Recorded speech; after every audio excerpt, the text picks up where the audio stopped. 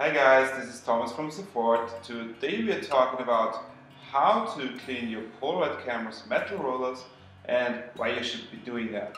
If your rollers are dirty from chemical residue, it can affect how your Polaroid picture looks like. Cleaning your rollers is super easy.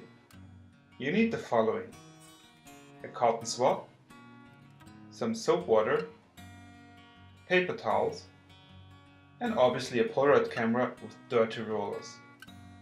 The cleaning process is quite simple too. Open the camera door and dip your cotton swab in the soap water. Clean the rollers with it. Afterwards, wipe everything dry with a paper towel. And that's it. Now you're ready to go out and shoot Polaroids again.